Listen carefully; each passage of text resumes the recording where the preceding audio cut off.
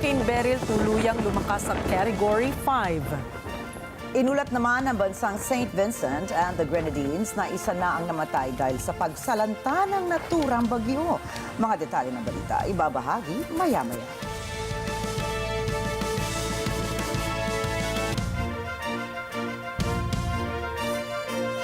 Magandang gabi, ako po si Ricky Matay. At ako si Nina Richie Alagaw Flores. Ito ang Mata ng Agila International para naman sa mga headlines ngayong Martes ng gabi. 2025 National Expenditure Program, aprobado na ni Pangulong Ferdinand Marcos Jr.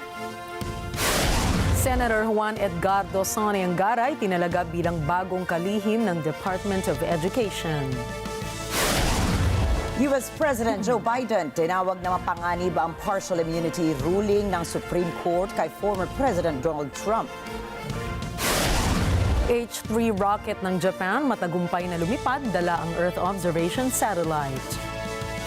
And BTS Jin nakatakdang maging torch bearer sa 2024 Paris Olympics.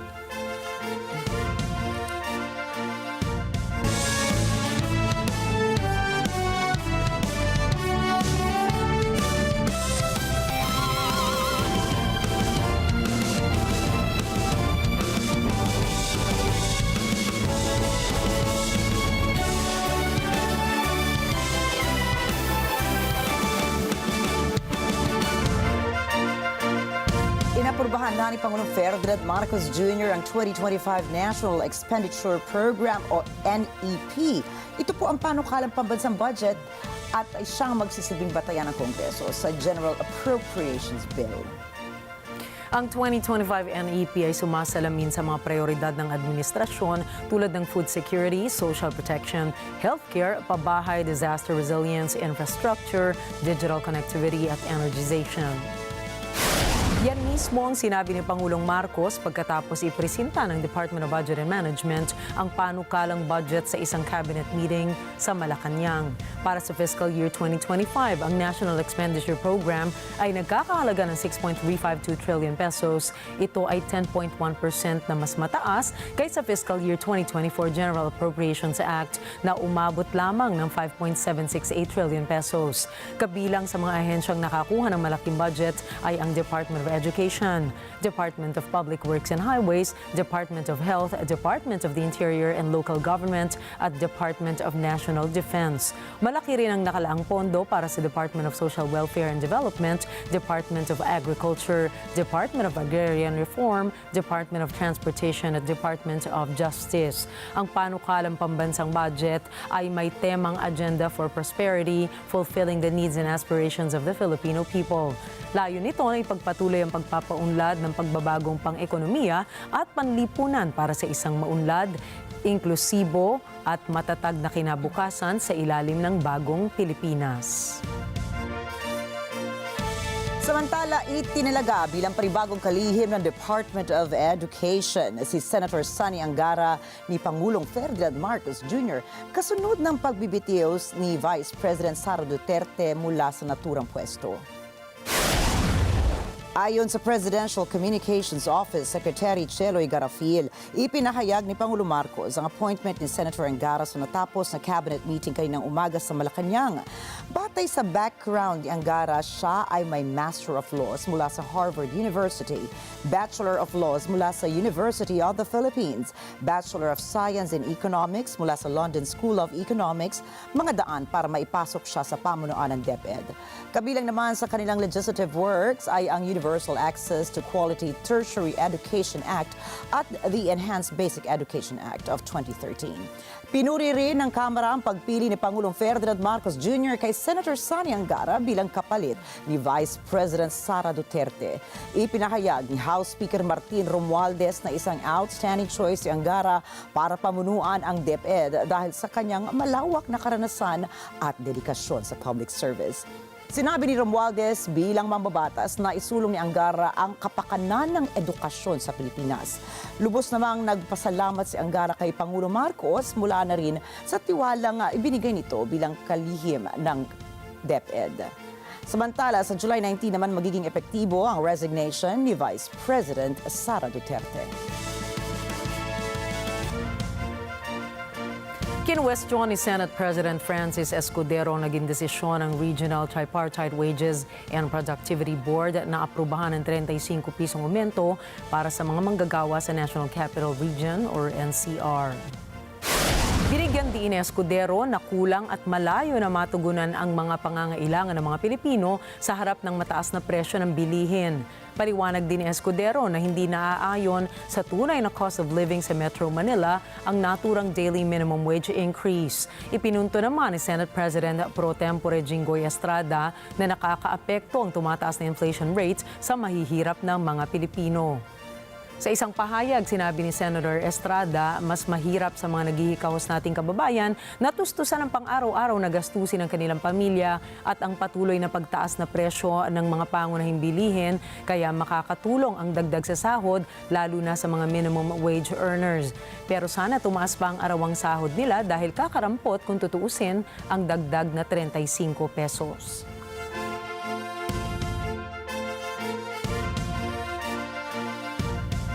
Sinalubong ni Pangulong Ferdinand Marcos Jr. si Malaysian Foreign Minister Dato Seri Utama Haji Muhammad bin Haji Hassan sa Malacanang. Tinalakay ng dalawang leaders ang bilateral relations sa pagitan ng Pilipinas at ng Malaysia. Pinagpulungan din nila ang iba pang mahahalagang issue sa rehiyon. Kinilala ni Marcos ang malaking bahagi na ginampanan ng Malaysia sa proseso ng pag-unlad at kapayapaan sa Mindanao. Sinabi rin ni Pangulong Marcos kay Hassan na umaasa ang Pilipinas sa patuloy na pakikipag-ugnayan sa Malaysia. Ang diplomatic relations ng Pilipinas at Malaysia ay nagsimula pa noong taong 1959 nang maitatag ang Philippine Legation sa Kuala Lumpur. At sa pagdaan nga na maraming taon ay nagpatuloy ang magandang samahan ng Pilipinas at Malaysia. Noong taong 2023 ay ang Malaysia ay 9th major trading partner ng Pilipinas, 11th export market at 8th import supplier habang nasa ika-16 na pwesto ito sa mga nangungunang investment partners ng bansa. At batay sa kasalukuyang datos ng gobyerno, umabot sa $8.1 billion ang kabuuang kalakalan ng Pilipinas sa Malaysia. Katunayan lamang nila ito na hanggang ngayon ay matatag ang bilateral and economic relations ng dalawang bansa. Inaprubahan ng Department of Budget and Management o DBM ang 110 million pesos para sa pagpapatupad ng Malikhaing Pinoy program. Ang Malikhaing Pinoy program ay inisyatibo ng Department of Trade and Industry upang mapabuti ang ekonomiya at ambag sa trabaho ng mga creative industries. Ayon kay Budget Secretary Amena Pangandaman, mahalaga ang programang ito para sa pagtupad ng bisyon ni Pangulong Ferdinand Marcos Jr. na palakasin ang kultura ng Pilipinas. Unang inilabas ang 250 million pesos para sa inisyatibo noong August 17 ng nakaraang taon at sa pagdagdag ng 110 million pesos ngayon ay umabot na sa 360 million pesos ang kabuuang budget. Gagamitin ang budget na ito upang magpatuloy sa pagpapalawak ng mga programa na ipinatutupad ng Philippine Creative Industries Council. Kasama rito ang talent development and training, export development, intellectual property, research and development at pagtatatag ng mga creative clusters at hubs. Inanunsyo ng State-run Weather Agency na maaaring mabuo o pumasok sa Philippine Area of Responsibility ang 2 hanggang 3 tropical cyclones ngayong Hulyo. Sinabi ni Pag-asa Administrator Nathaniel Servando na maaari ring magkaroon ng 13 up to 16 tropical cyclones hanggang sa katapusan ng taon. Dagdag pa niya na magdadala ang easterlies ng mga kalat-kalat na pag-ulan o thunderstorm sa Aurora, Quezon, Bicol Region, and Eastern Visayas. Samantala, ang Metro Manila at ang natitirang bahagi ng bansa ay makararanas ng bahagyang maulap hanggang sa makulimlim na kalangitan. Kasama rin dito ang posibleng kalat-kalat na pag-ulan o thunderstorms.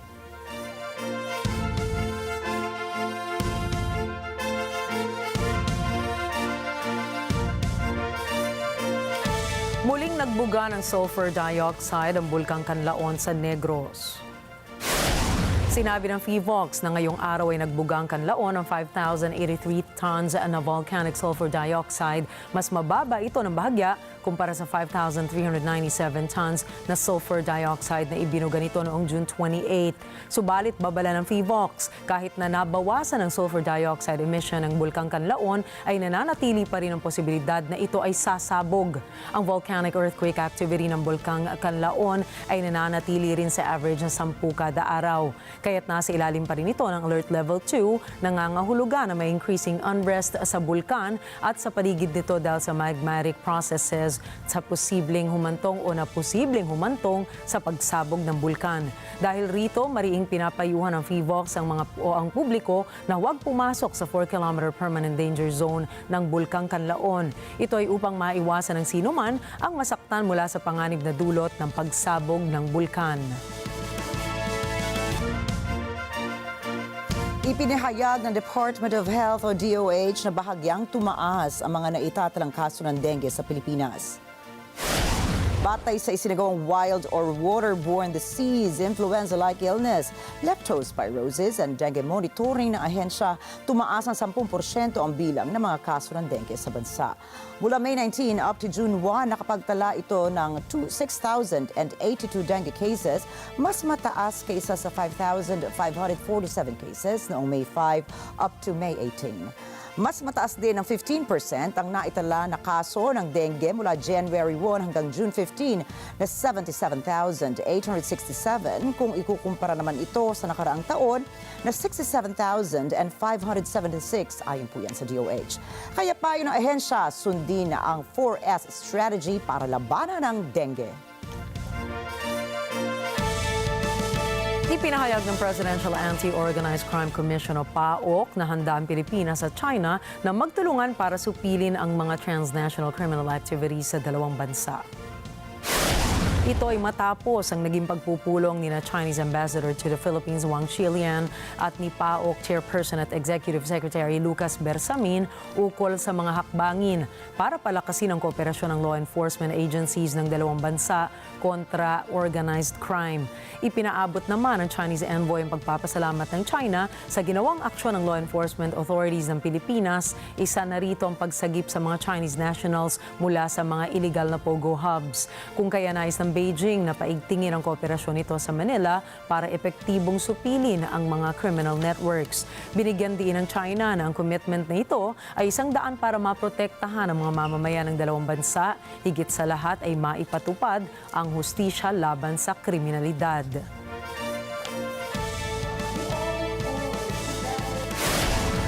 Susunod, bagong European Council President binisita si Zelensky sa Ukraine. Nigerian bombers nagdulot ng matinding pinsala. And Biden naniniwalang mapanganib ang partial immunity ruling ni Trump. Mga detalye ng mga balita sa pagbabalik ng Mata ng Agila International.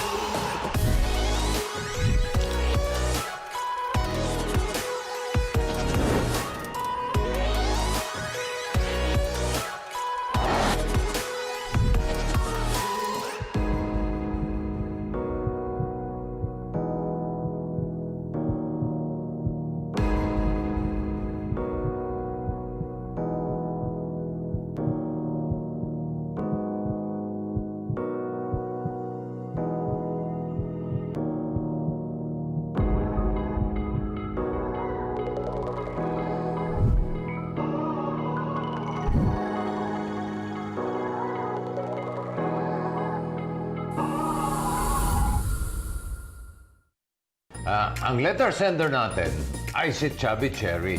Gustong magpapayat para magustuhan siya ng kanyang kapitbahay na si Tonyo. Pinagluto ko siya ng adobo. Gusto mo? Vegan ako. Pwede bang sumabay ako? Dodoblehin ko yung bayad. Sige lang, hirap kasi mag-book eh. Sasamba na ako, ha?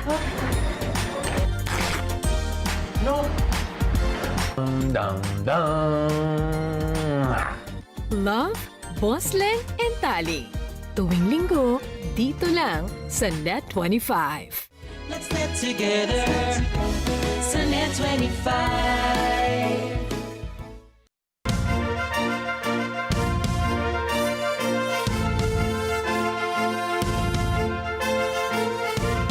Ibinunyag ng North Korea ang matagumpay na missile test ng bago nilang tactical ballistic missile.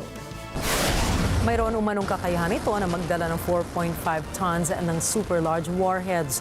Ayon sa pahayag ng Korea Central News Agency o KCNA na official news network ng North Korea, ang Hwasong Po-11 ay may kakayahan na magdala ng mabigat na warheads nang hindi kinokompromiso ang accuracy at altitude ng paglipad nito. Unang iniulat ng South Korea na nagpalipad ng 2 beses ang North Korea, ngunit kanila namang tinuligsa ang tagumpay ng Pyongyang kung saan sinabi nilang nabigo ang pagpapalipad ng isang missile nito. Gamit ang thermal equipment ay pinakita ng South Korea ang pagsabog ng isang missile nito sa himpapawid pa lamang. Ang paglulunsad ng missile test ay ginawa matapos kondinahin ng Pyongyang na magkasanib na military ng South Korea, Japan at Estados Unidos. Palaging tinutuligsa ng Pyongyang ang magkatulad na pinagsamang pagsasanay ng Seoul, Japan at US bilang mga pag-iensayo para sa pagsalakay sa kanilang bansa. Itinakda ang Hungary bilang President ng Council of the European Union mula Hulyo hanggang Disyembre. Ginamit ni Prime Minister Viktor Orban ng Hungary ang slogan na Make Europe Great Again bilang parangal sa okasyon na kahawig ng slogan ni Donald Trump sa kanyang mga kampanya. Umiikot ang EU Council Presidency sa 27 mga miyembrong bansa ng nasabing organisasyon. Bagaman maliit ang tunay na kapangyarihan ng posisyon, binibigyan ito ang mga bansa ng pagkakataong itaas ang prioridad ng mga agenda nila. At dahil po dito, ipinapakita ng mga pinuno ng Europe ang kanilang pag-aalala na maaaring ipagpatuloy ng Hungary ang anti-EU na postura nito. Sa pagpapatuloy ng momentum ng presidency, inihayag naman ni Prime Minister Orban ang pagbuo ng bagong alyansa sa European Parliament. Itt egy új korszak kezdődik. És ennek az új korszaknak az első, talán döntő jelentőségű pillanata az, amikor létrejön az az új európai politikai frakció, amely meg fogja változtatni az európai politikát. Ang koalisyon na ito ay sa pagitan ng Fidesz Party ni Orban, far-right Freedom Party ng Austria at populist Czech Ano Party. Sinabi ng dating Prime Minister ng Czech Republic na si Andrej Babis na ang bagong grupo ay tatawaging Patriots for Europe. Ang pangunahing layunin nito ay labanan ng iligal na imigrasyon, pati na rin ang pagbabalik ng kapangyarihan sa mga miyembrong estado mula sa European Union. Weil wir mit diesem heutigen Tag eintreten in eine, ich möchte es so nennen, neue Ära der europäischen Politik. Und ich spreche von einer Ära der Freiheit, ich spreche von einer Ära der Souveränität, des Friedens, des Wohlstands und der Werte. Bumisita si Prime Minister Viktor Orban ng Hungary sa Kiev ngayong Martes upang makipagkita kay President Volodymyr Zelensky ng Ukraine. Si Prime Minister Orban ay itinuturing na pinakamalapit na kaalyado ng Russia sa EU matapos ang paulit-ulit na paghadlang nito sa mga pagsuporta sa Kiev ng European bloc. Siya rin ay isa sa ilang pinuno ng Europa na hindi pa bumibisita sa Ukraine mula na magsimula ang digmaan.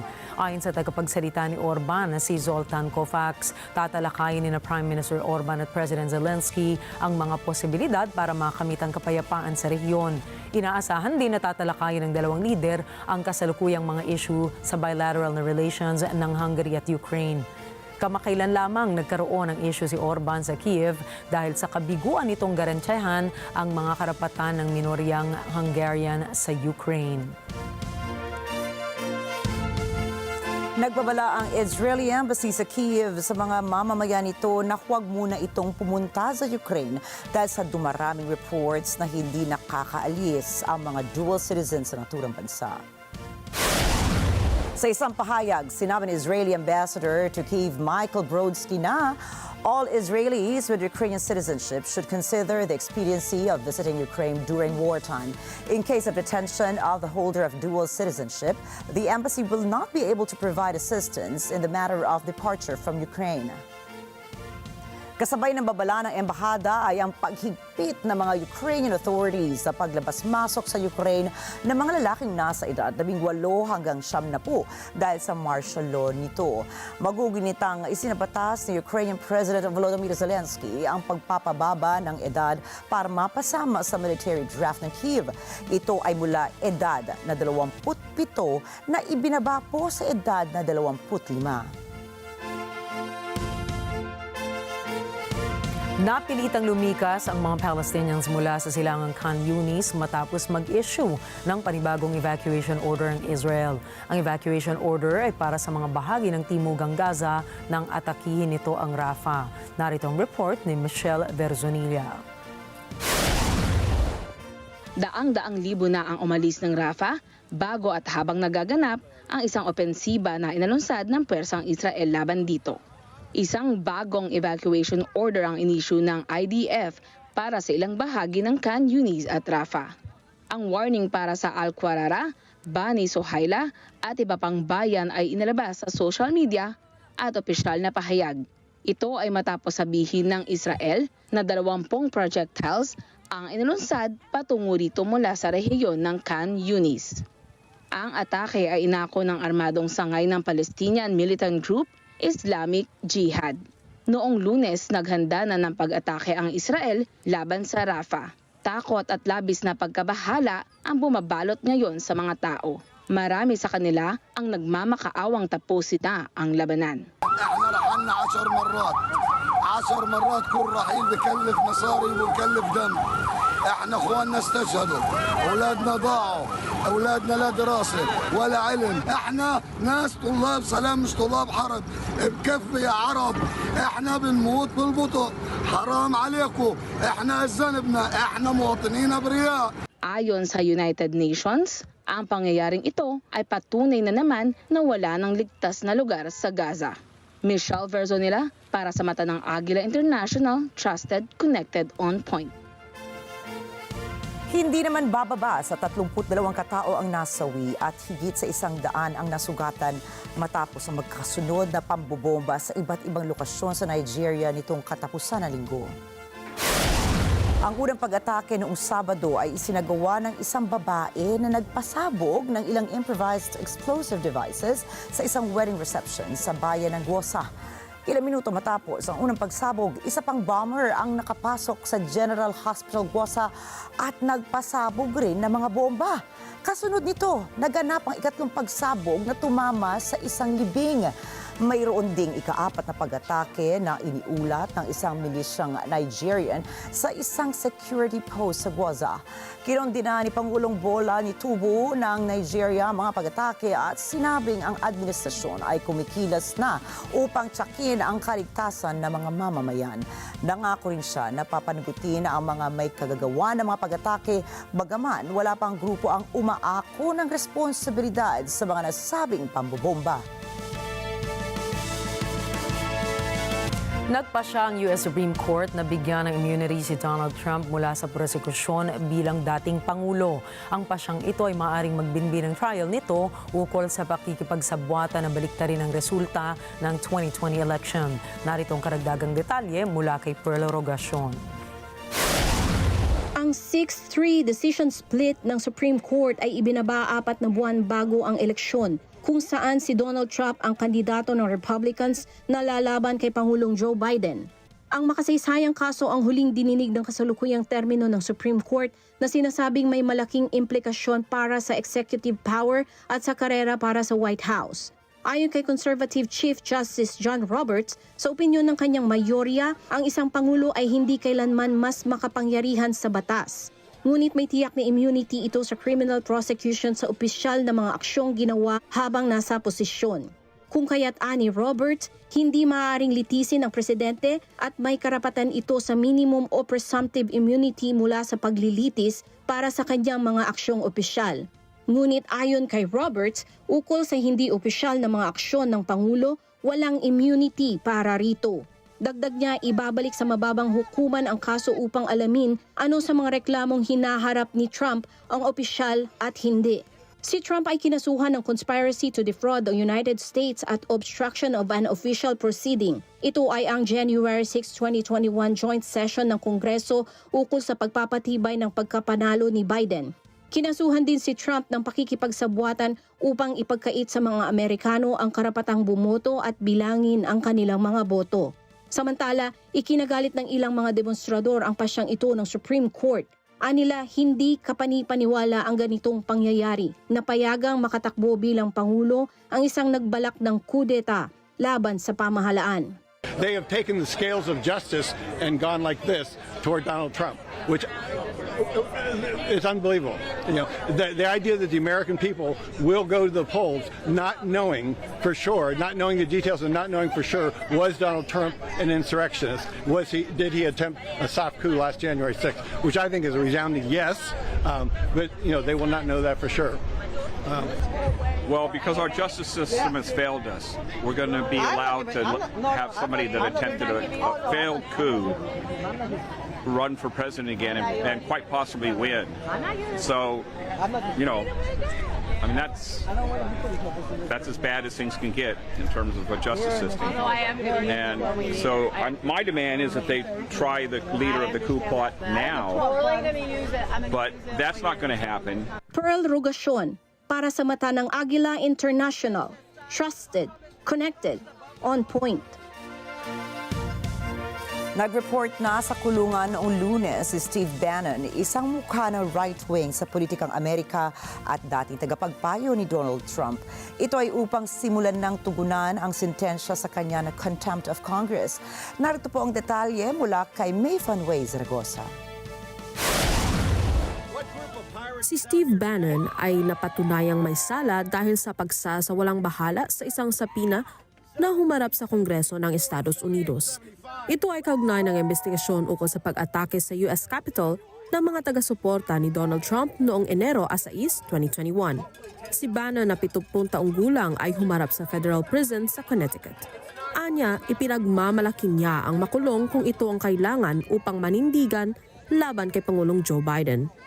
When we investigate J6, you're going to see that Donald Trump was not just completely innocent. He was the one individual that wanted to protect the Capitol and wanted to protect Washington, D.C. I am proud to go to prison.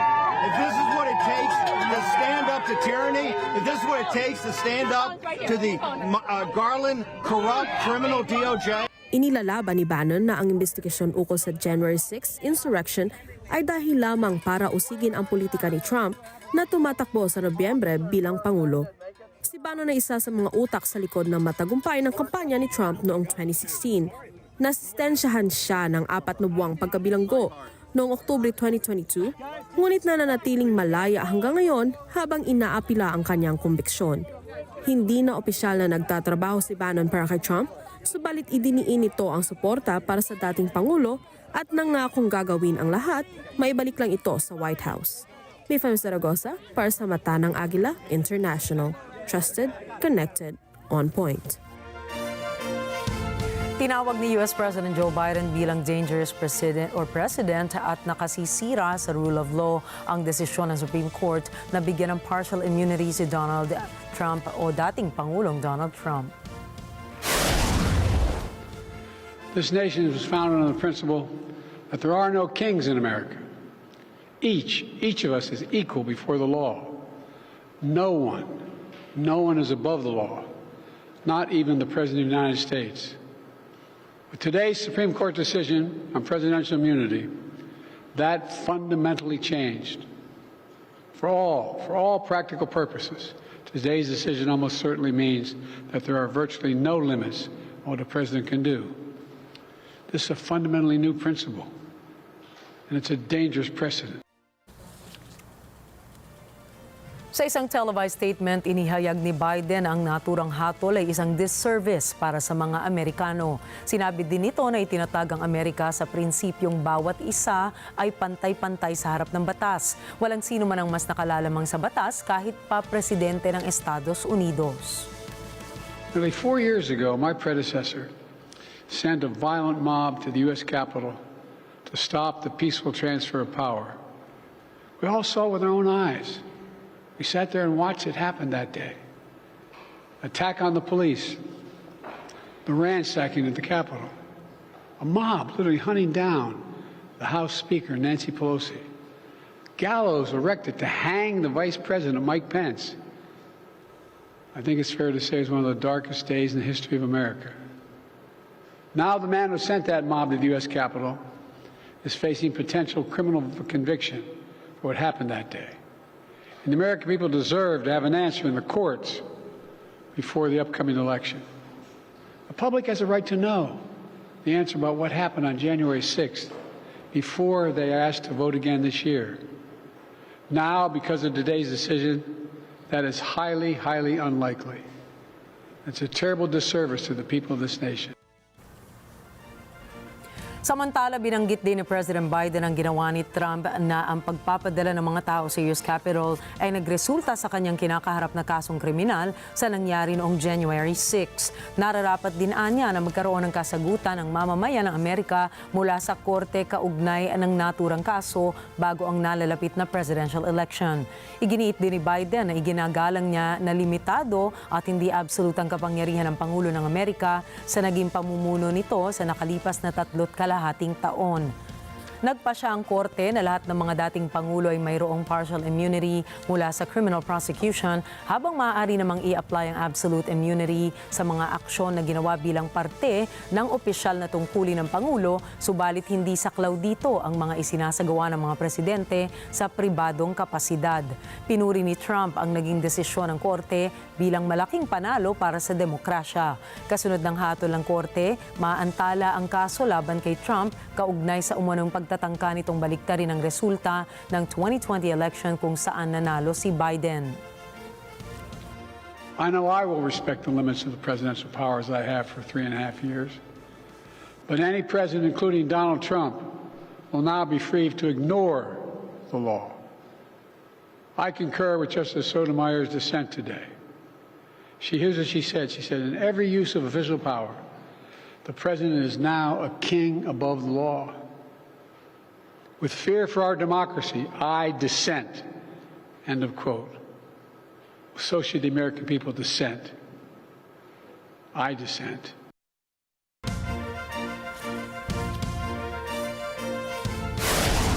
Susunod, Hurricane Beryl sa Caribbean Islands itinaas sa Category 5. Launching ng H-3 rocket sa Japan, matagumpay na naisagawa. At magpapalipad naman ang Tianlong 3 rocket ng China na bigo. Iba pang detalye ng mga balita sa pagbabalik ng Mata ng Agila International.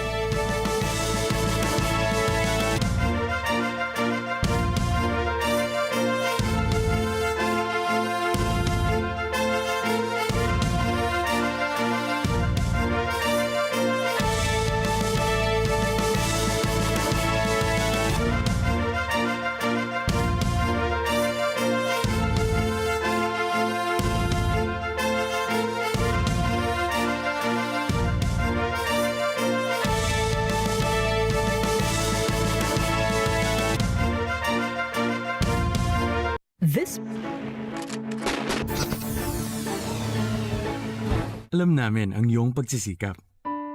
Dama namin ang iyong mga sakripisyo. Kita namin ang pagharap mo sa bawat pagsubok. Kaya sa kabila ng mga hamon ng buhay, nandito kami para umalalay. Kasi katulad mo, gusto rin namin ang magandang bukas para sa kanya. Hatid namin ang dekalidad na edukasyon at makabagong pasilidad sa abot kayang halaga. Kaya huwag ka nang mangamba. Sasamahan ka namin tuparin ang mga pangarap niya.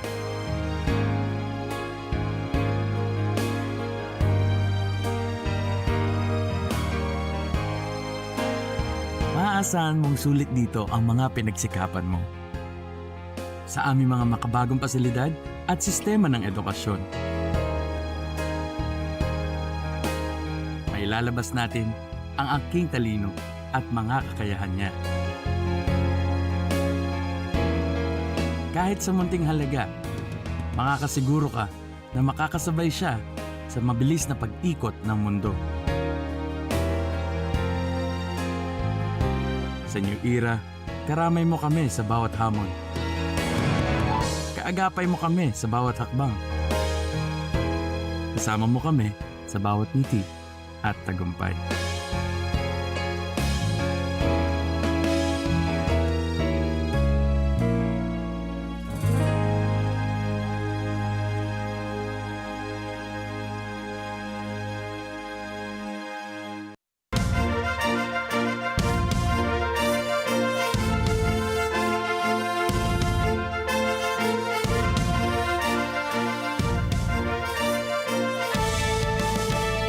Nagbabalik ang mata ng Agila International sa pagpapatuloy ng ating mga balita ngayong gabi.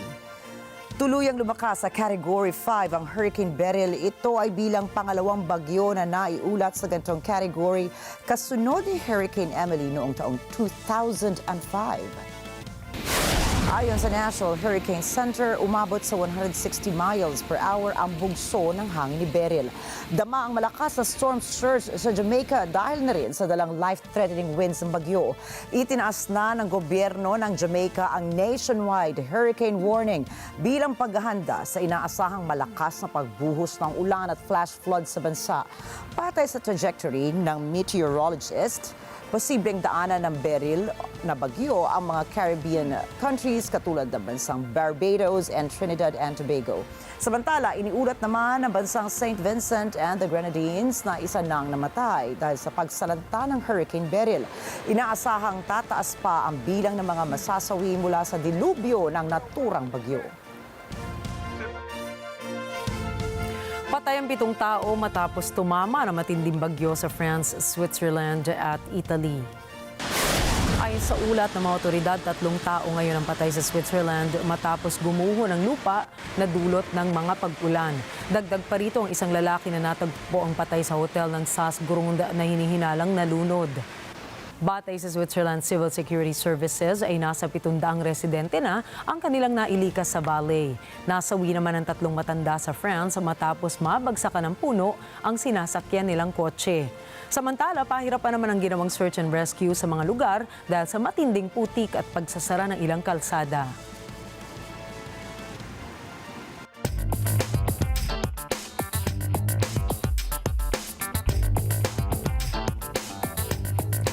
Balak ng German automaker Volkswagen Group na magpasok ng $5 billion investment sa US electric vehicle maker Rivian upang maksosyo sa EV architecture and software ng nasabing kumpanya. Tumaas ng 50% ang shares ng Rivian matapos nitong i-anunsyo ang pakikipagtulungan nito sa Volkswagen kung saan inaasahang lolobo ang halaga ng kumpanya nito ng higit kumulang $6 billion. Hindi pa kasama dyan ang investment.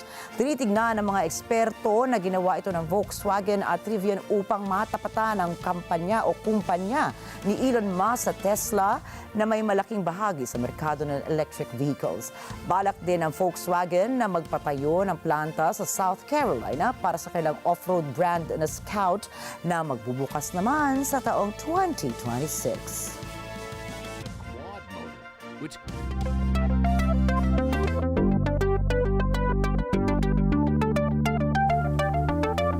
Sumahimpapawid ang ikatlong H3 rocket ng Japan dala ang Earth Observation Satellite nito matapos paliparin ito sa Tagenashima Space Center.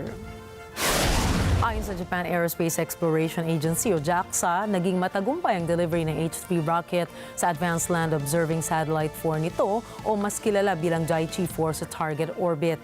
Inaasahan na magdadala ng radar images ang Daiichi 4 bilang monitoring na rin sa mga ground transformation dulot ng volcanic activity o kaya ay earthquake.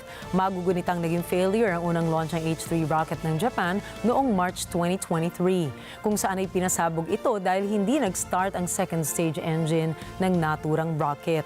Noong buwan ng Pebrero naman ay matagumpay ang launching ng pangalawang H-3 rocket kung saan ay sakay nito ang isang dummy satellite.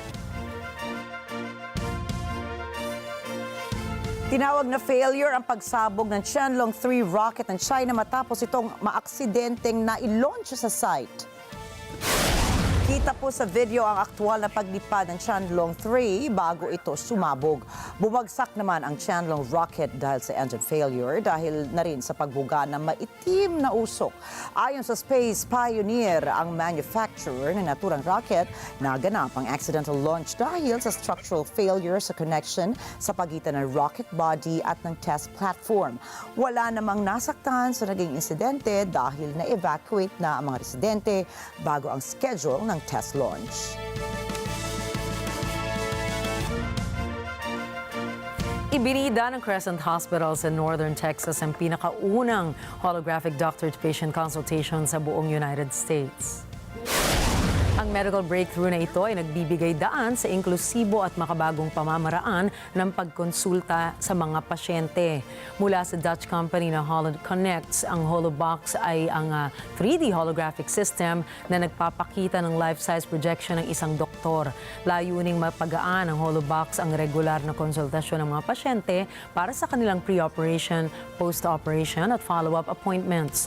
Sa pamamagitan lamang ng kuryente at internet connection, maaari nang gamit ang Holobox upang makapagtrabaho ng remote ang isang doktor. Ito ay kumpara sa kanilang karaniwang pagbiyahe ng 30 miles sa Texas Crescent Regional Hospital at sa branch nito na Farmers Clinic araw-araw.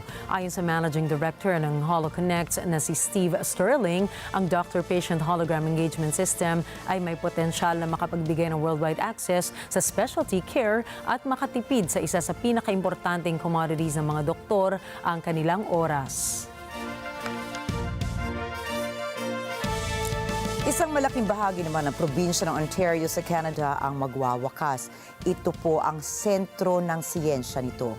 Alamin natin mula kay Cherry Recolizado kung ano-ano ang mga susunod na hakbang para sa parating ito ng kasaysayan ng Canada. Isa sa pinakasikat na attraction sa Toronto ay nagsara na makalipas ang 54 na taon. Ang Ontario Science Center ay agarang pinasara dahil may problema ito sa istruktura. Ang Ontario Science Center ay tinaguri ang isa sa mga pinakaunang interactive science museum sa buong mundo. Simula nang magbukas nito noong 1969, 54 na milyong tao na ang bumisita dito at 165,000 na mga estudyante ang pumapasyal dito kada taon.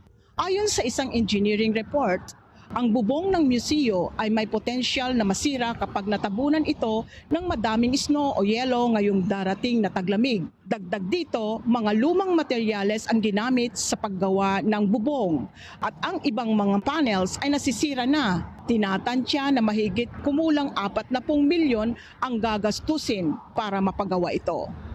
Dahil sa biglang pagsasara ng museo, lahat ng mga camps, school trips at tour groups ay nakansela at bibigyan ng refund o ibabalik na lang ang pera sa mga nagbayad. Ang biglaang pagsara nito ay tinuturing na end of an era dahil nagbigay inspirasyon ang museyong ito sa kasalukuyang henerasyon na mas maging interesado pa sa siyensya.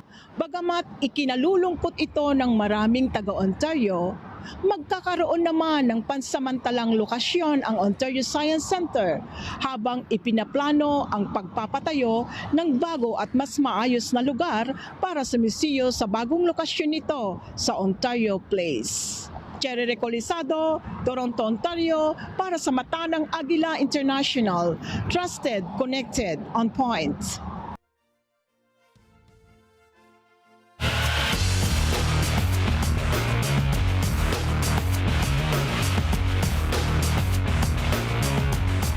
Nagkakagulo ang mga basketball fans sa internet dahil sa mga posibilidad na naihahatid ng NBA draft at ng NBA off-season trades. Marco Rosil para sa balita.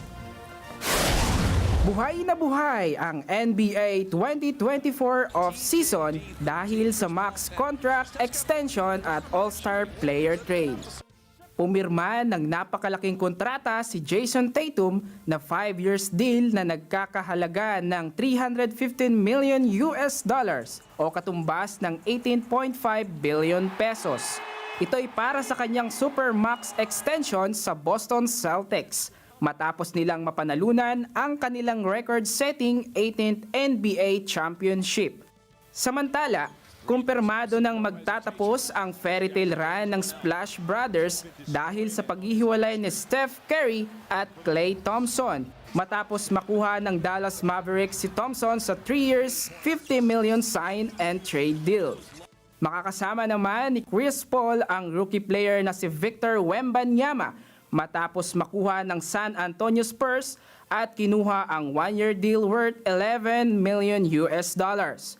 Siguradong magagamit ng husto ang 39 years old point guard sa Spurs. Habang ang Paul George at Kawhi Leonard era sa LA Clippers ay matatapos na. Ito'y dahil sa posibleng landing team ni PG-13 sa Philadelphia 76ers. Dito makakasama niyang maisagawa ang 76ers process kasama si Joel Embiid. Usapang free agency naman, LeBron James handang ibaba ang kanyang sahod, makuha lamang ang mid-range king ng Chicago Bulls na si DeMar DeRozan. Mark Rosil para sa mata ng Agila International. Trusted, connected, on point.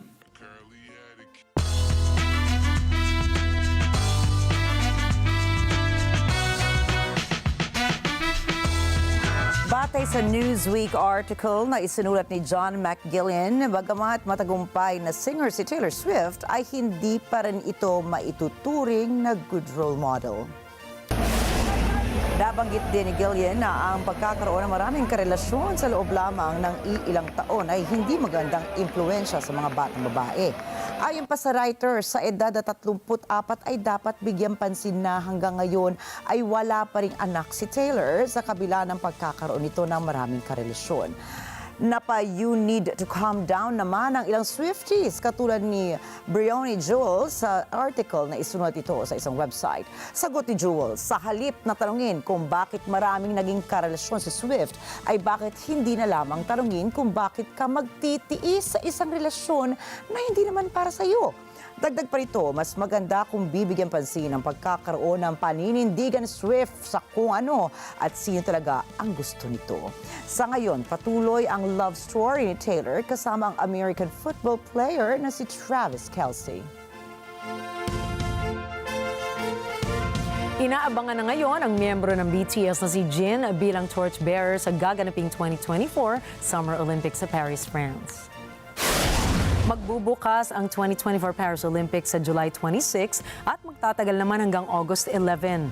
Inaasahang aabot sa 15,000 individuals ang dadalo sa paligsahan na kinabibilangan ng mga atleta sa iba't ibang larangan ng sports. Bukod dito ay makikipagtagisan naman ang 206 na mga bansa para sa inaasam na gintong medalya at tropeyo na igagawad sa mga mananalo. Dagdag pa rito ang nasa mahigit 329 na activities at 32 mga sports na kanilang paglalabanan. Samantala, matatandaang na-discharge lamang nitong June 12 si Jin matapos ang naging pagsisilbi niya sa kanyang military service. Susunod, Taylor Swift personal items makikita na sa London Museum. Design Museum ilalabas ang Barbie na ipinadala sa space. At abangan ang iba pang mga istorya pagdating ni Alma Angeles at ng Net25 World News. Ang iba pang mga balita sa pagbabalik na mata ng Agila International.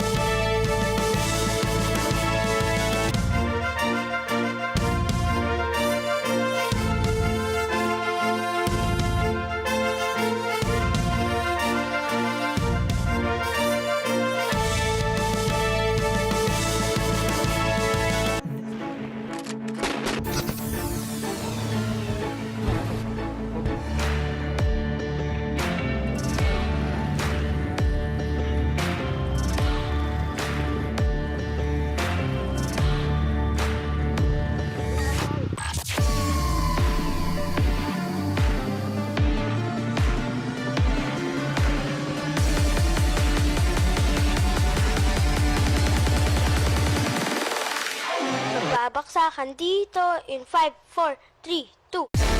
This is Motorcycle Republic. Tuwing Sabado, 5 p.m. to 6 p.m. Let's get together. Sunday 25. Sunday 25.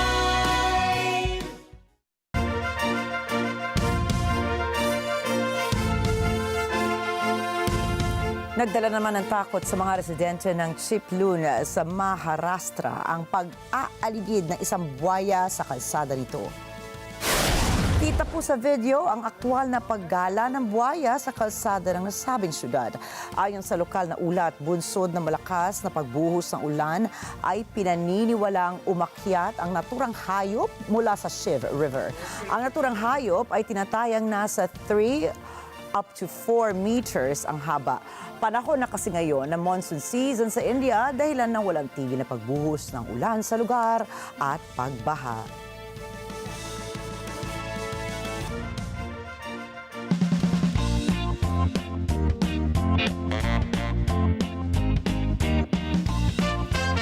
Makikita na on display ang mga personal na gamit ni singer na si Taylor Swift ngayong buwan.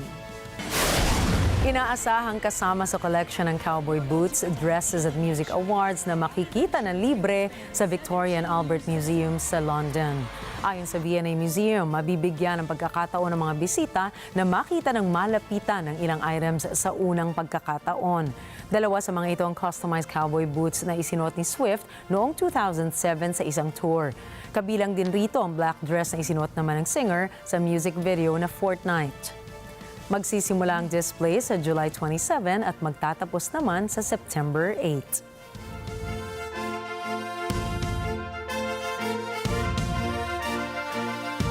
From one female icon to another, nakatakda ng makita sa kauna-unahang pagkakataon sa London Design Museum ang Barbie na ipinadala sa space. Magbubukas ang nasabing museum para ipagdiwang ang ika-65 anibersaryo ng Barbie brand sa tulong ng dolls creator na Mattel. Inihalin tulad naman ang itsura ng Barbie sa unang babaeng commander ng ISS sa si Samantha Cristoforetti, kung saan siya na rin ngayon ang unang babae sa Europa na nakatapos ng spacewalk.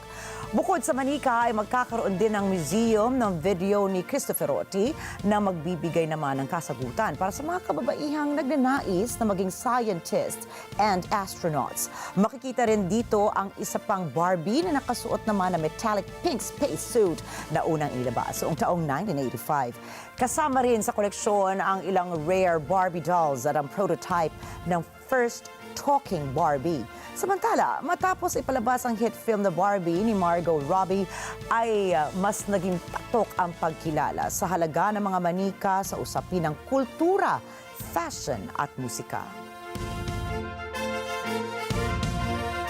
Nakausapang iconic pa rin na ibenta sa halagang $152,000 ang blue suede shoes ni Elvis Presley. Ayon sa Henry and Aldridge Auctional ay nagsimula ang presyo nito sa $69,000 US. Makikita rin sa sapatos ang tatak na non-bush na isinuot niya noong 1950 sa entablado kung saan ay binili ito ng isang American collector sa California. Inilarawan ng sapatos na ito bilang iconic dahil sa pirma ng CEO at orihinal na pangulo ng museo ng Elvis Presley na si Jimmy Velvet. Pinatutunayan ng isang sertipiko na totoo ang sapatos, lalo na at magkaibigan ng dalawa sa loob ng 2 dekada. Nakilala rin siya bilang sikat na mga awit, ilan sa kanyang awitin gaya ng Hound Dog, I Want You, at Need You, I Love You. Napakaganda naman ng sapatos ni Elvis Hindi ba Presley. nakita mo naman yan? Tsaka ang nagsara sa magkano, $152,000, ang laking pera na. Diba? Sana isuot naman nung nakabili. Oo nga, pero feeling ko syempre ipipreserve nila rin yan, diba? Itatabi rin at papanatiling pristine hanggang sa kaduluduluhan ng panahon. Oo, at saka yung una natin na ibalita naman, another icon, diba? Si Barbie naman. Nako, yung mga collectors po dyan, itabi nyo na rin yan. Because as a collector myself of Barbie before, even Mishka, di ba yun yung kapanahunan natin talaga. Talagang tumataas din yung price nila. And I think it's for the novelty also. At mahalaga yan, hindi lang natin nabanggit kanina, na si Barbie, hindi lang siya talaga maynika because it really inspires a lot of women to be anything they want, to be whoever they want, even an astronaut in outer space, di ba? Tsaka nitong mga huling taong nakaraan, naglabas na rin ang Mattel ng iba-ibang mga klase-klase ng manika na hindi lamang yung inaasam-asam natin na magandang hubog, maliit ang baywang, mga ganun baga na masarap bihisan, pati yung naging inclusive na, pati yung mga may mga disability, ginawan na rin nila ng manika yan para makita natin na hindi sila namimili ng kung ano ang maganda, di ba? Kumbaga, depende kasi rin sa paningin mo. Tama. So, we're now in the age of inclusivity talaga. Nako, ito. Tanungin naman natin si Miss Alma kung anong favorite naman niya ng Barbie. Nag-collecta kaya siya ng Barbie noong kanyang kabataan. So, malalaman din natin. Pero bago po yan, alamin natin ang mga balitang dala naman niya. So, balit tandaan, narito po kami para maghatid ng balita sa amang dako na mundo. Muli, ako po si Ricky Matay. At ako naman si Nina Richie Alagaw Flores. Ito pa rin ang mata ng Agila International. Para po sa mga balitang nangyari sa iba't ibang panig ng mundo, punta naman tayo kay Alma Angeles para sa Net 25 World News. Take it away, Alma.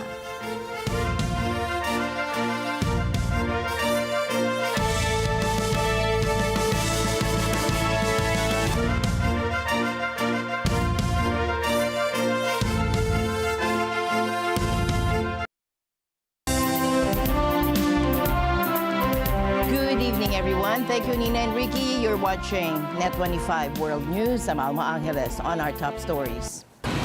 President Joe Biden warns that the U.S. Supreme Court's landmark ruling on presidential immunity sets a dangerous precedent that Donald Trump would exploit if elected in November. An Air Europa Boeing 787 carrying 345 passengers experienced harrowing turbulence during a flight from Spain to Uruguay. The turbulence was so intense that passengers were thrown into ceiling panels. Hurricane Beryl strengthened into a potentially catastrophic top-level Category 5 storm after it swept across several islands in the southeastern Caribbean, dumping heavy rain and unleashing devastating winds. North Korea claims successful launch of a new missile, the Hwasong-11 DA-45, capable of carrying a massive 4.5-ton warhead. South Korea restarted live-fire artillery drills near the North Korean border. This marked the first such exercise in 6 years and comes after the suspension of a 2018 agreement that limited military activity. And Japan's iconic Mount Fuji implements stricter measures for its upcoming summer climbing season.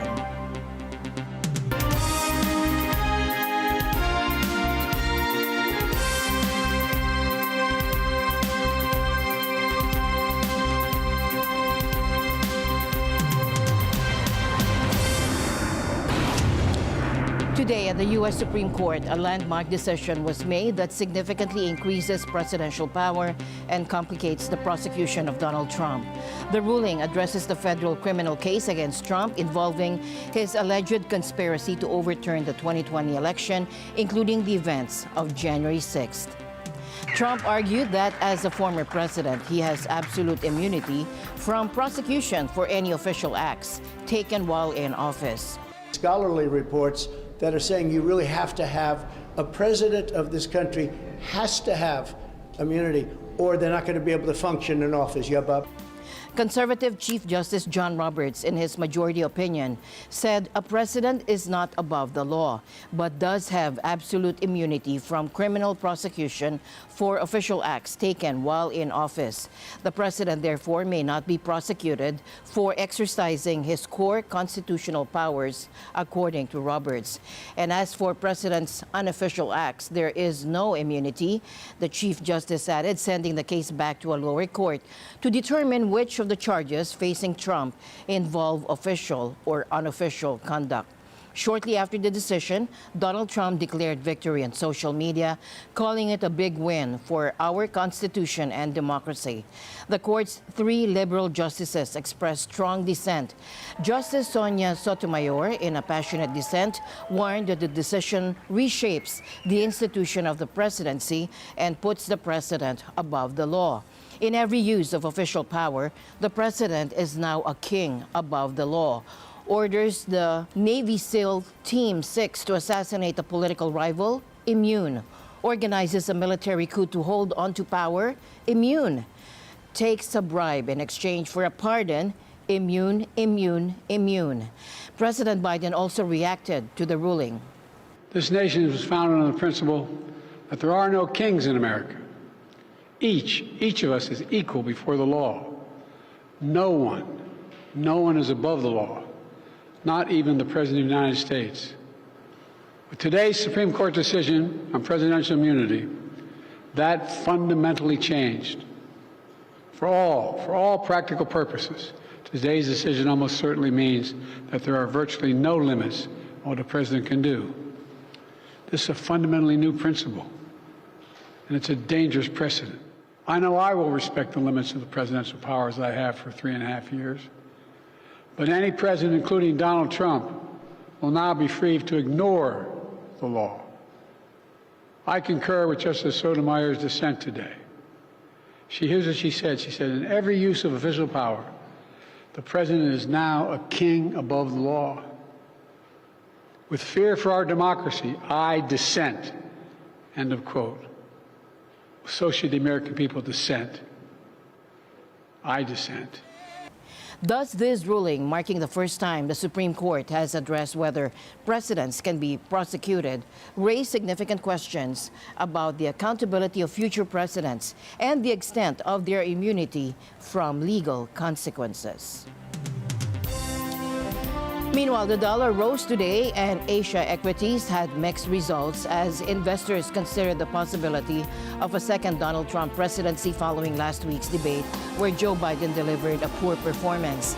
The Supreme Court's ruling on absolute immunity increased speculation on Trump's potential second term amid ongoing criminal charges related to his attempts to contest the 2020 election results. Trump's strong showing in the debate has also fueled talks of a second term, leading to concerns over tax cuts and inflation, consequently boosting the dollar against its main peers and pushing it to 38-year highs against the yen. An Air Europa Boeing 787 carrying 345 passengers experienced harrowing turbulence during a flight from Spain to Uruguay. The turbulence was so intense that passengers were thrown into ceiling panels, causing significant damage. At least 30 people sustained injuries, including broken bones and head injuries. The pilot diverted the plane to Natal, Brazil, where 15 ambulances awaited on the runway. This incident echoes a similar emergency landing by Singapore Airlines in May, highlighting the growing severity of turbulence linked to climate change. Air safety experts say passengers are often too casual about wearing seatbelts, leaving them at risk if the plane hits unexpected turbulence. Scientists also say that so-called clear air turbulence, which is invisible to radar, is getting worse because of climate change. A 2023 study found the annual duration of clear air turbulence increased by 17% from 1979 to 2020, with the most severe cases increasing by more than 50%. Hurricane Beryl has strengthened into a top-level Category 5 storm after it swept across several islands in the southeastern Caribbean, dumping heavy rain and unleashing devastating winds. Beryl is now the earliest Category 5 storm in the Atlantic on record and has developed into a potentially catastrophic hurricane, according to the U.S. National Hurricane Center. The NHC said in its latest update early today that Beryl was still intensifying, with recent data showing maximum sustained winds had increased to almost 165 miles per hour or 265 kilometers per hour. Grenada's Carriacou Island took a direct hit from the storm's extremely dangerous eye wall early Monday, with sustained winds at upwards of 150 miles per hour, according to the NHC. Nearby islands, including St. Vincent and the Grenadines, also experienced catastrophic winds and life-threatening storm surge. Enfin, on s'attendait plus ou moins, parce que c'était prévu quand même qu'il y ait des vagues de 5 mètres. Mais néanmoins, c'est la première fois que même en période cyclonique, enfin, lorsqu'il y a un cyclone, on a vu la mer aussi démontée que cela. C'est vraiment la première fois que ça se passe à Saint-Luce. In half an hour, Carriacou was flattened. Grenada's Prime Minister Dickon Mitchell told a news conference Beryl became the first hurricane of the 2024 Atlantic season on Saturday and quickly gathered strength. Experts say that such a powerful storm forming this early in the Atlantic hurricane season, which runs from early June to late November, is extremely rare. And it's the first hurricane since NHC records began to reach the Category 4 level in June, and the earliest to reach Category 5 in July. Unprecedented rainfall since the rainy season began has triggered severe flooding across South China. Over 80 weather stations report record-breaking rain, including Gangsha, Hangzhou, and Anshun. Floods arrived 2 months early in the Pearl River Basin, with major rivers experiencing multiple floods since April. Notably, the Beijiang River saw its worst floods in over 2 decades. The situation is widespread, with over 470 rivers exceeding warning levels, double the usual number. Hunan province has been particularly hard hit, with Pinjiang County and Melu City raising their emergency response to the highest level. Rescue efforts are underway with thousands of personnel deployed. 当前我们就镇上已经调配了一艘橡皮艇给我们，就是用于救援工作。其他方面救生衣、救生圈我们也准备了有。群众的那个伙食保障那些呢。 At least 9 people were killed, 4 others were injured when a car struck pedestrians near Seoul City Hall on Monday. There were 6 fatalities at the scene, while 3 others were pronounced dead after being rushed to hospital, according to firefighter Kim Chun-soo. South Korea's Yonhap news agency reported that a 68-year-old driver crashed into people who were waiting at a traffic signal. Yonhap said he was driving in the wrong direction and hit 2 other vehicles before plowing into the pedestrians. A man was detained by police over the incident, according to Kim Sok-won, Safety and Transport Director at the city's Jeonggu District Office. Investigations are underway to determine if drugs or alcohol were involved, as well as whether the deadly incident was caused by accidental acceleration. Seoul Mayor Si-hun described a very sad accident as he visited the crash site. According to city authorities, he also ordered officials to take the victims to the hospital quickly and thoroughly identify the cause of the accident. Deadly transport accidents with multiple casualties are rare in South Korea, which generally has well-maintained roads and vehicles. North Korea claims successful launch of a new missile, the Hwasong-11 DA-45, capable of carrying a massive 4.5-ton warhead. That is according to state media reporting this today. Analysts suspect the warhead could be nuclear-armed. The Korean Central News Agency, or KCNA, stated the launch aimed to test the missile's stability and accuracy at various ranges. South Korea's military, however, reported Monday's launches as 2 short-range ballistic missiles, with one experiencing an early malfunction. This test comes after North Korean leader Kim Jong-un condemned recent joint military exercises by South Korea, Japan, and the U.S., labeling them an Asian NATO and threatening severe consequences. Notably, a super-large warhead was on the list of advanced weapons Kim pledged to develop in 2021, alongside a military spy satellite and solid-fuel intercontinental ballistic missiles. While the KCNA report avoids mentioning nuclear, analysts believe the large payload capacity suggests a potential nuclear capability. The omission of nuclear seems deliberate, said Hong Min, a senior analyst at the Korea Institute for National Unification in Seoul.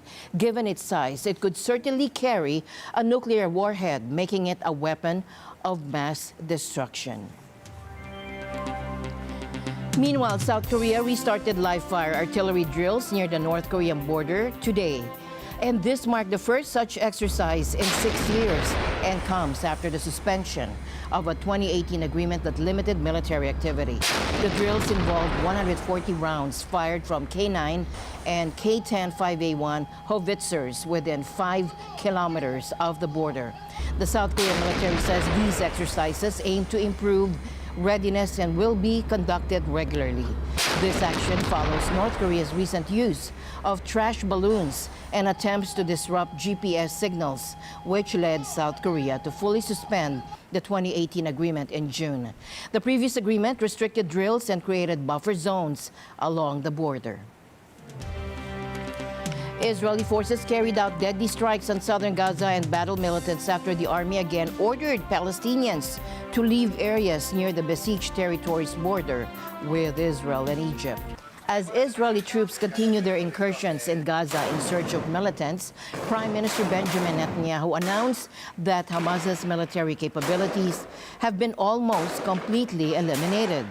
אנחנו מתקרבים לסיום שלב החיסול של צבא הטרור של חמאס. יהיה עוד המשך להכות בשערים שלו. The announcement was made as U.S. Secretary of State Antony Blinken, in an interview at the Brookings Institution in Washington, called on Hamas leadership to accept a phased-out peace proposal currently on the table. I think the proposal that President Biden put forward is achievable, doable, which doesn't mean it will be achieved, doesn't mean it will be done, but it can be and it should be. I believe that it is, yes, achievable, and it would be the best way forward, the quickest way to end the conflict in Gaza, to stop the violence, to massively surge assistance, to get everyone home, including American hostages. But it's also true that one individual, likely buried hundreds of feet underground in Gaza, has the decision-making power to say yes or no. And right now, in not saying yes, Mr. Sinwar is not only holding on to Israeli, American, and other hostages, he's continuing to make a hostage of Palestinian children, women, and men who are caught in a horrific crossfire of Hamas's making.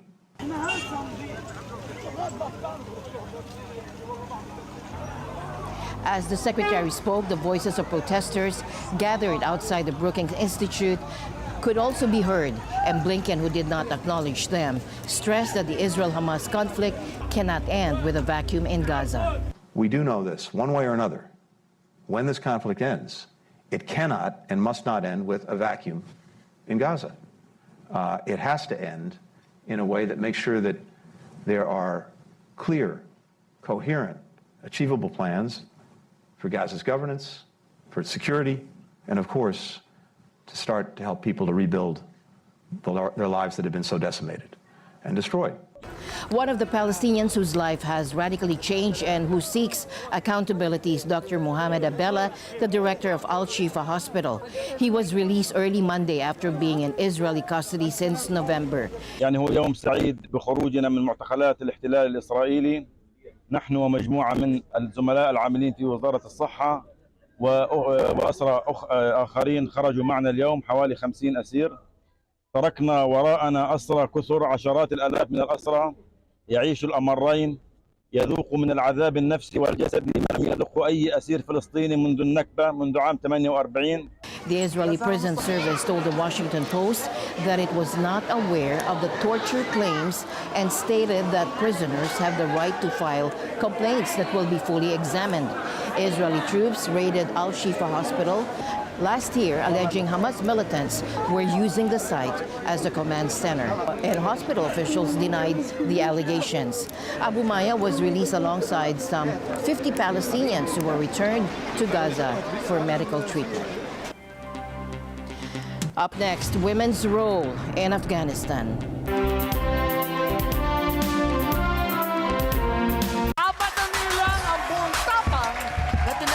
aming hamon na magpakitang gila sa pabilisan ng pindutan at pagalingan sa sagutan. Mula sa lumang eskwela, kasama po si Aga Mulak. Hinubog at hinasa ng mga batikan. Naistuklasin ang nababalot na hiwaga. At syempre dito lang yan sa Tara Game Agad-Agad! Si Brian May, na gitarista ng bandang Queen, ay nakapagtapos ng anong kurso? Hindi ako nagkakamali, naging classmate ko yan.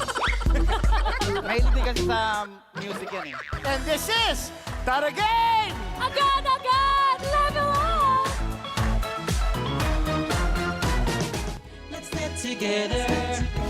Sunday 25. Sunday 25.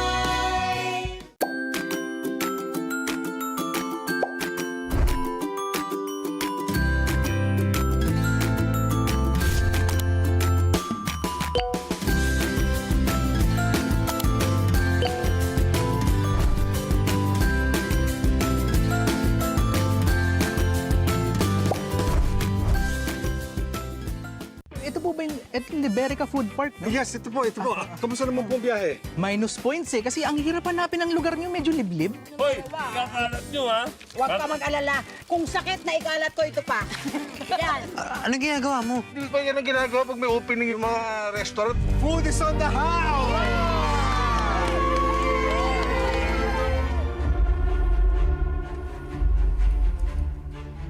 Ako ang may-ari lahat ng ari-arian ni Don Julio. Dahil ako ang legal wife. Well. It's been a long mile. Baka ibig mo sabihin, a long while. Malayo kasi pinanggalingan ko, kaya mile. Oo nga, ang galing niya. Ay, thank you. Ang galing mo. Makape ka naman. Let's get together. Sunday 25. Sunday 25.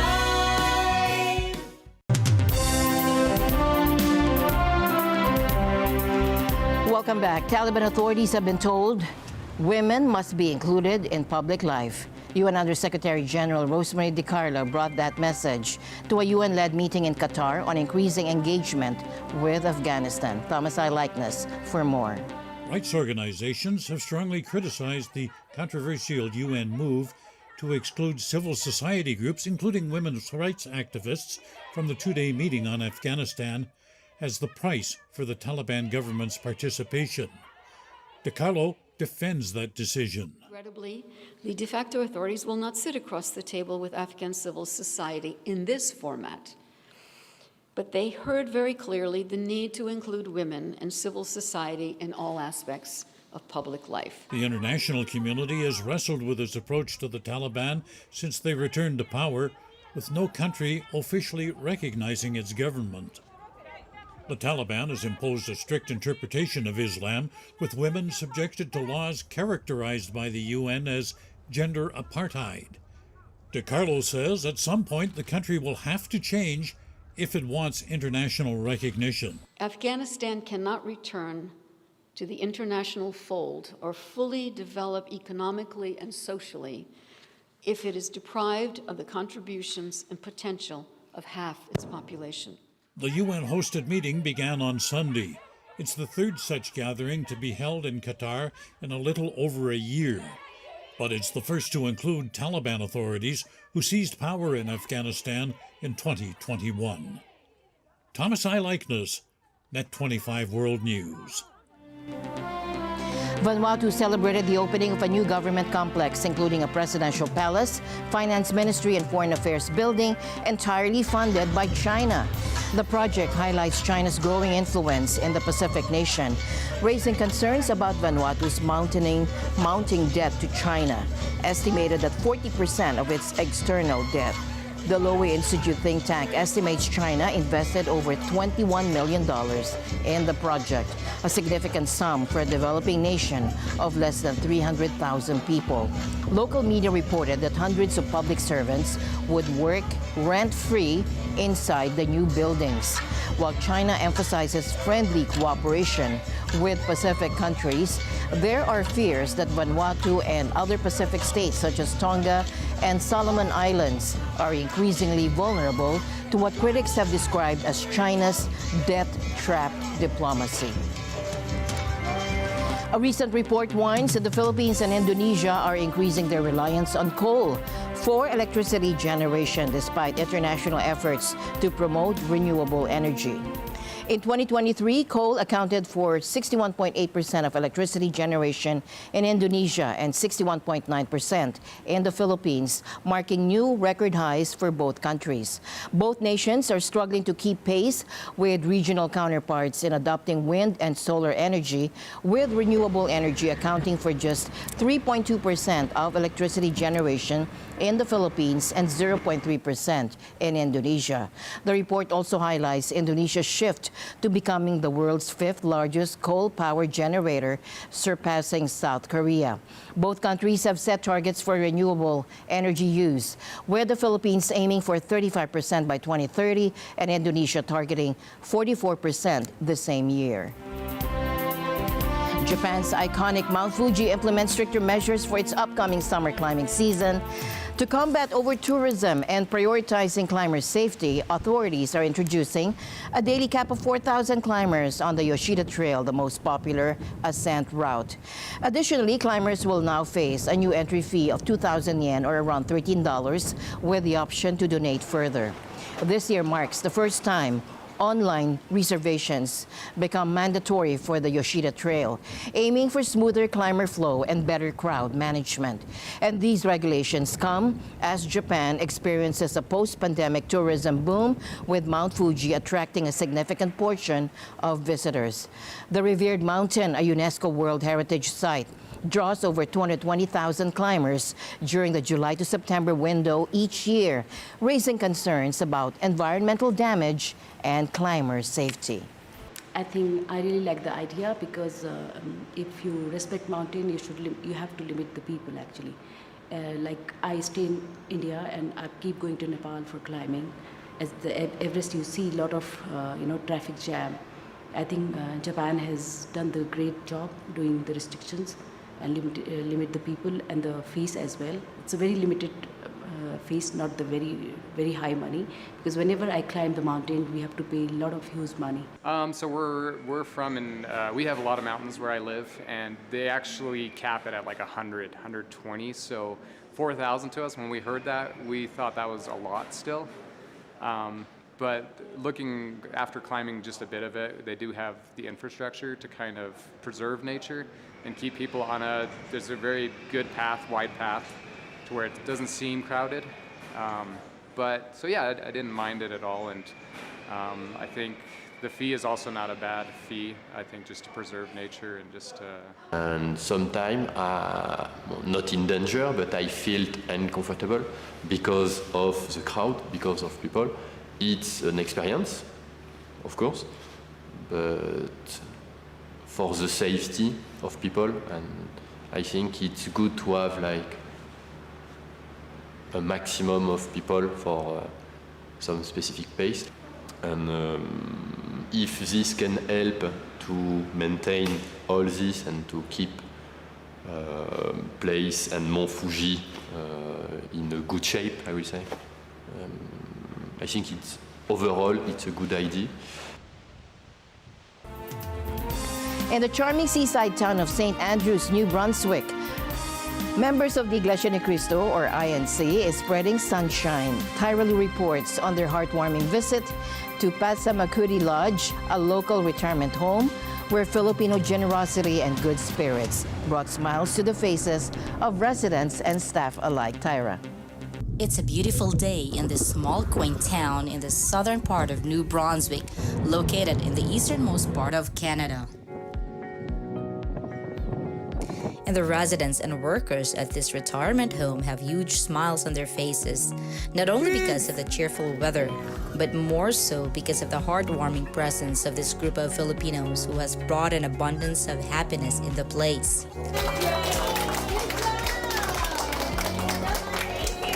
I am here at a retirement home in St. Andrews in New Brunswick, Canada, where members of the Iglesia ni Cristo from St. John, New Brunswick are doing their INC Giving Project. with trays of food and drinks prepared for the home care workers and simple treats and gift packs for the elderly residents. Members of the Iglesia Ni Cristo eagerly dedicated their time and efforts to spread joy to Passamaquoddy Lodge in St. Andrews.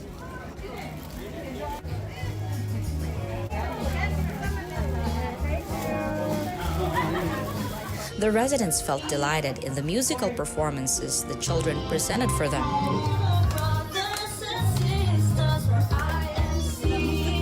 They also actively engaged in the games and trivia activities prepared for them. And your name is? Lina? Congratulations! This is not the first time the group has showed such acts of volunteerism and generosity to the community, as the organization sees of spreading such positivity in many retirement homes in Atlantic Canada through their INC giving projects.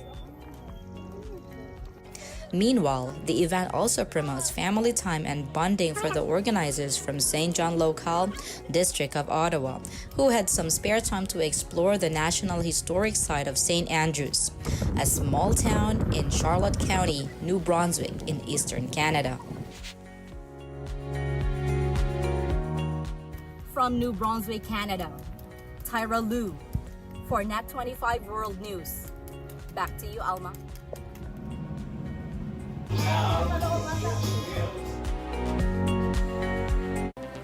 Stay informed, stay empowered. That's all the news for tonight on Net25 World News. I'm Alma Angeles. The Mata ng Agila team bids you good night. We'll see you back tomorrow.